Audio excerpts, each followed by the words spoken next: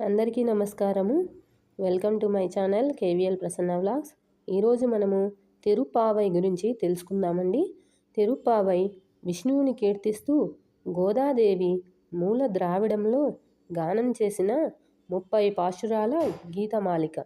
భారతదేశంలో ధనుర్మాసంలో పెళ్లికాని పడుచులు తమకు మంచి భర్తను ప్రసాదించమని గోదాదేవిని అంటే ఆండాలని కూడా అంటారండి వేడుకుంటూ పాటలు పాడే ఒక సాంప్రదాయం ఉంది.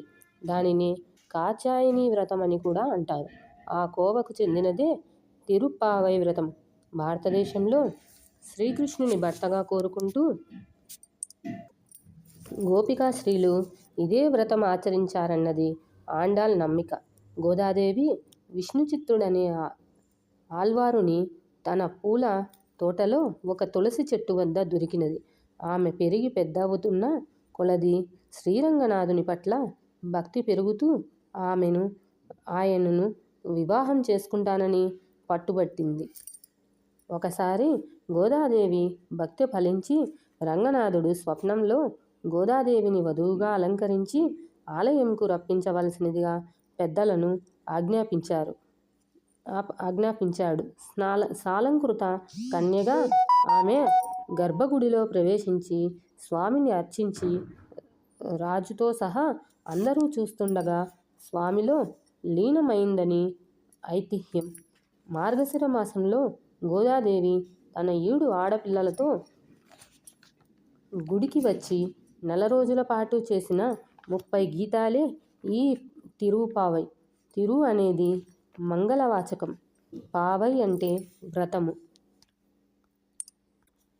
ఈ తిరుప్పావైలో మనము 1వ భాగము చూసుకుందాము, చెప్తాను వినండి. సుసంపన్నమైన గోకులంలో పుట్టి సుశోభిత గోపికలారా, మార్గశిర మాసంలో ఎంతో మంచిది వెన్నెలలు కురిపిస్తుంది. చాలా మంచి రోజులివి. శూరుడైన నందగోపుని కుమారుడను విశాల నేత్రియగు యశోదకు బాలసింహం వంటి వాడును, నల్లని మేఘం వంటి శరీరం, చంద్రుని వలె ఆహ్లాదకరుడను, సూర్యుని వలె తేజోమయుడు అయిన నారాయణుని తప్ప ఇతరుని కోరని మనకు ఆ స్వామి వ్రతమునకు కావలసిన ఇచ్చుటకు సిద్ధమయ్యాడు. కావున మీరందరూ ఈ వ్రతంలో ప్రవేశించి లోకము ప్రకాశించినట్లుగా దాన్ని ఖంగమైన మార్గశిర స్నానం చేయు కోరిక గల వారందరూ ఆలస్యం చేయకుండా తొందరగా రండి అని శ్రీ గోదాదేవి గొల్ల కని అందరూ ఆహ్వానించుచున్నది. ఈ గోదాదేవి కళ్యాణంలో మనము 1వ అధ్యాయం చెప్పుకున్నాం కదండి. 2వ అధ్యాయము రేపటి భాగంలో చూస్తాము. దయచేసి ఛానల్ని సబ్స్క్రైబ్ చేయండి, షేర్ చేయండి, లైక్ చేయండి.